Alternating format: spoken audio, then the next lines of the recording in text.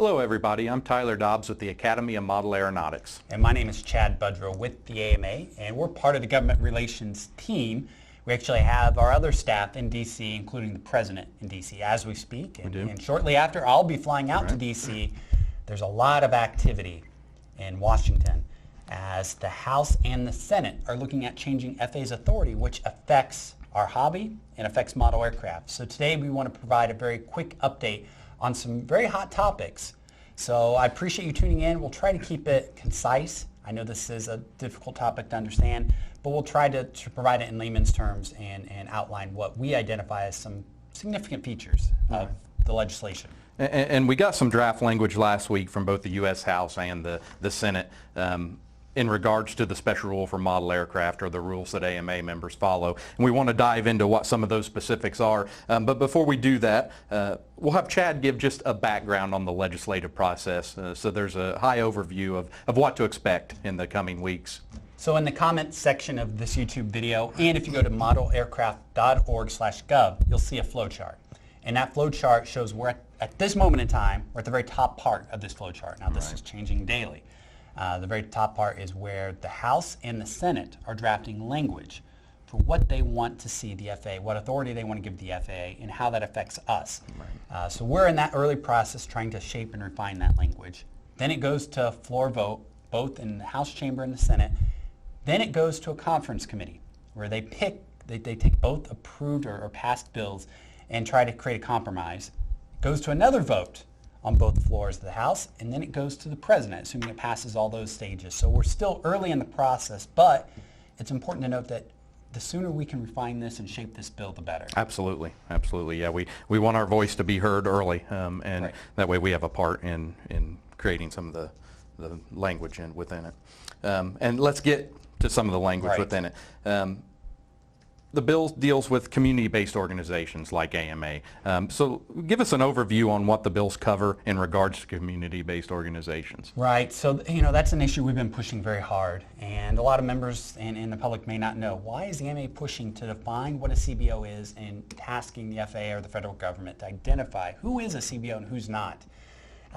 It's important to understand what's going on in the marketplace right now. And that is 336 is being used as unfortunately, get out of jail free card. It's being treated as a free pass for hobbyists, and we often hear stories of, a hobbyist maybe getting a model, plugging in the batteries and flying up and doing things maybe not intentionally, trying to be intentionally bad, but they just don't know better. They don't know the rules, and they have no one to keep them accountable. So what we're trying to clarify with 336 is that 336 is just one path for recreational operators. If you want to fly under 336, you need to belong and operate within the programming of a community-based organization like the AMA. Essentially be a member of the AMA or any other CBO that's starting to rise to that level. If you don't want to follow the rules of the AMA, that's fine. You can still fly as a hobbyist under Part 107. And the Senate actually has a unique approach where they're toying with the idea of creating this third path. They task the FAA and others to create this other option for other recreational hobbyists. So we're trying to tighten and strengthen 336. And basically prevent it from becoming a get-out-of-jail-free card. Great. From there, let's go to a hot topic of late, which is FAA registration. What does the Senate and the House bill say about FAA registration? So, again, another big issue, and it's a little complicated. In 2015, FAA announced registration for essentially all modelers. There are some exceptions there. And in 2016, it became a mandate. You must register and label your model aircraft. An individual by the name of John Taylor went to the U.S. Court of Appeals and said, the FAA doesn't have the authority to do this. And the courts agreed. They said, you're right, the FAA does not have the authority to mandate registration. So it was overturned last month. It's made a lot of people upset. Congress is not thrilled with this court decision, and so their attitude is, fine, if the FAA does not have the authority to mandate registration, we're going to give the FAA authority to mandate registration. And there are two slightly different approaches. The House approach is simply by adding a few words, stating the FAA may promulgate rules on registration and marking of model aircraft. The Senate essentially takes the same approach, but they do point out to John Taylor's case. And they state that we believe the intent is to make registration retroactive, to state that the Senate's goal is to overturn that ruling. So if you registered, you don't have to register again. Your registration is still upheld. So should our members pull the registration numbers off their aircraft? No. No? Okay. Yeah. As a matter of fact, in the next issue of Model Aviation, I advise members, don't rip off that registration label just yet. More than likely, since it's in both bills, we're probably going to see that become law at some point again. You're going to see that become public law. Now, that doesn't mean we're still not advocating some of our concerns. We do think the 0.55 pound threshold's too low. We would like to see our AMA members use their AMA number. We've been registering ourselves for decades, long before this was ever considered by the FAA or federal government. So we would like to continue to refine it, but if you're watching this, I wouldn't pull off your registration number. It's most likely going to be implemented back into, not into public law, but it's going to be made into public law. Right. Okay. From registration, another hot topic, which is FPV. Do these bills bring any clarity to the FPV issue? Can you do it? Can you not do it, et cetera? We at the AMA, we believe you can do it. And we've been doing it, again, for many years under document 550. So our approach is, yes, you can do it, but there is some confusion out there as to whether or not you have to be a Part 107 pilot and receive waivers to do FPV. So we've been working with both the House and Senate to put that issue to bed. Right. And the Senate did adopt our language. The Senate essentially took our spotter mandate and put it into their proposed changes to the special rule for model aircraft, saying you may fly beyond visual line of sight with, they call it a co-locator, but essentially a spotter. Right. We're still working with the House, and even as late as last night, we're working to get that amendment in, and it's looking likely that the House will adopt it. But we definitely have support in the Senate. So I'm cautiously optimistic we'll get FPV resolved and clarified that under 336 you can continue to fly following the FPV guidelines set from the AMA, and as the Senate clarifies with the spotter. And when it gets to conference committee towards the end of the process, like you mentioned, we'll also have another chance to maybe get some language in there if we don't get it cleared up initially. Right, yeah, so let's say the House doesn't adopt that language, but the Senate does. When it gets to the conference committee, that's when we can say, hey, we can really push again towards that Senate language and make a valid argument as to why that's a good approach. Great. From FPV, let's go to operations near airports. Are there any changes regarding how we operate within 5 miles of an airport? Do we still notify? Any changes on that? Right. So there's not a lot of changes on the surface, but if you dig just a little deeper, you're going to see some changes that could become an issue. And I want to share some insights as to what's going on behind the scenes. Okay. Right now, it looks like essentially the law of the land will stay the same. You have to notify all airports within 5 miles. Our concern is, yes, by all means, stay away from manned aircraft, Absolutely. see and avoid, be proactive, notify airports, but as many of our members have shared their frustrations, what is the definition of an airport? And the strictest interpretation means, if, for example, Farmer Brown has an airplane in his barn and he pulls that once a year to do a couple passes over his field for inspections or for crop dusting, technically his barn is an airport. Right. Technically, if you're 4.8 miles away from Farmer Brown's barn, you need to call him and let him know you're going to play with your model in your backyard. And often Farmer Brown doesn't know what this notification is. We get calls regularly where, hey, I tried to notify this person and they told me not to call back. They don't know what this is about. That doesn't mean you're not supposed to notify just because they don't know. We still want you to be safe and, again, see and avoid full-scale aircraft. But bringing clarity to that would be a good thing, I think. It's an idea that looks good on paper, but in practice, we want to refine airport notification just so it's a little more realistic.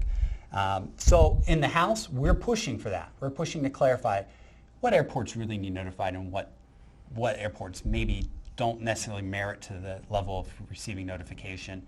And in the Senate, there's an issue that has caught our attention where they added, again, it's just a few words, 5, 6, 7 words, where they state notification to the law of the land unless the FAA decides permission's required. Right. And we're still digging a little deeper to see what the intent of that language is and how we continue to refine that. That could become an issue. Could. So stay tuned on that, and this is, again, evolving daily. Amendments for the Senate bill are due, I believe, Thursday, Right. So we're hoping to get some of those issues resolved very shortly. Great. I understand that both bills have some new education protections under them. Even the Senate bill mentions the Academy of Model Aeronautics by name, and maybe some of their flying fields as far as education goes. You know, and before we get into education, you're right, that's a good point. There are some great things about these two bills. They uphold Section 336. There was some concern that 336 could face some serious edits. But it even goes so far where the Senate bill names the Academy of Model Aeronautics as the authority, or they delegate some responsibility to the AMA. So with the Senate bill, an example of that is education. The Senate wants to encourage education in the classroom. They want to encourage it in model aviation student clubs. They want to encourage it in science and STEM curriculum. And they even look to the FAA and they task the FAA to create programs to allow universities to create flying programs or model aviation programs. And they say if the FAA can't do that in time, if they're not nimble enough to do that, that universities can go to AMA clubs and cooperate with the AMA to create these programs or to fly on AMA flying sites. So it's encouraging to see Congress look at removing some of the red tape and the problems that our educators are running into and trying to use this as a teaching tool, because it's a great and recognize that we've been around for a long time and that we know how to operate safely. We've been doing this for years, and so they recognize that, and that's a good thing too. And as you know, we have a huge education component here at AMA. We have model aviation student clubs across the country. We help with STEM curriculum, so that's a great protection. We're thrilled to see. And the House is very similar, where they also expand protections to education, and they take it even a little bit further, where they allow instructors maybe outside the school classroom environment to teach people how to fly safely and responsibly. The intent here, which we support, is let's educate people as much as we can. We want to educate people, and let's remove some of that red tape that are preventing people from educating and preventing people from using models in the classroom.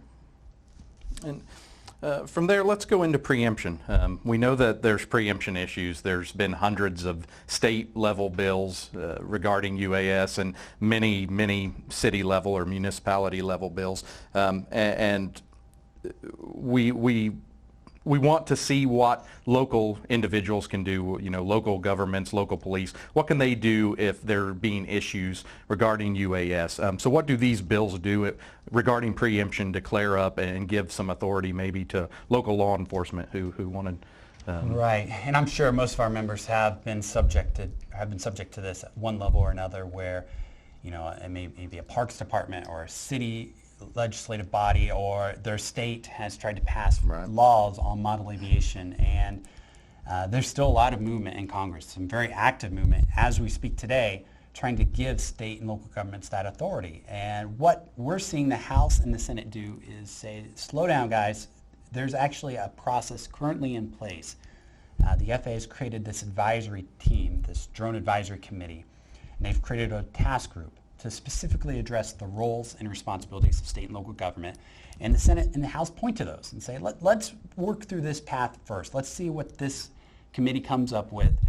Maybe there is some sort of middle ground. And AMA, we have members on each of those drone advisory committees and task groups and subcommittees. So we have a say in how that ultimately comes down. That's exactly right. Which is a good thing. That's exactly right. The president's on that. I'm on that. We have multiple people here at AMA who participate in those, who participate in some of those.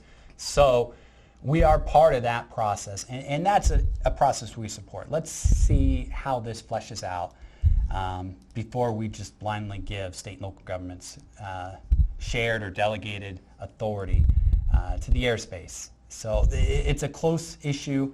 It's hard telling. Right now, no authority is given to either one of those in either bill, but as I mentioned in that flow chart, we're still in that top section where things can change. Correct. Yes. And will more than likely will change. Exactly. Well, I think that is a great overview. Thank you, Chad, for that. And I'd like to thank everybody for supporting AMA. I encourage all of our members to keep a watchful eye on your email, social media, modelaircraft.org. We're going to be updating our members regularly on any new information that comes out. We may have a call to action at some point. So please pay attention to those resources. And again, thank you for supporting AMA. One more thing I'd like to tag, Tyler, is on modelaircraft.org/gov, we do break down the House and Senate bill. So if you would like to read some of these topics we just discussed and others, such as altitude or Registration and recognizing CBOs, we break down each topic and briefly highlight, here's the House take on it, here's the Senate take on it. Okay, great. Great. Again, echo Tyler's comments. Please stay tuned. This is evolving daily. It is. Thank you.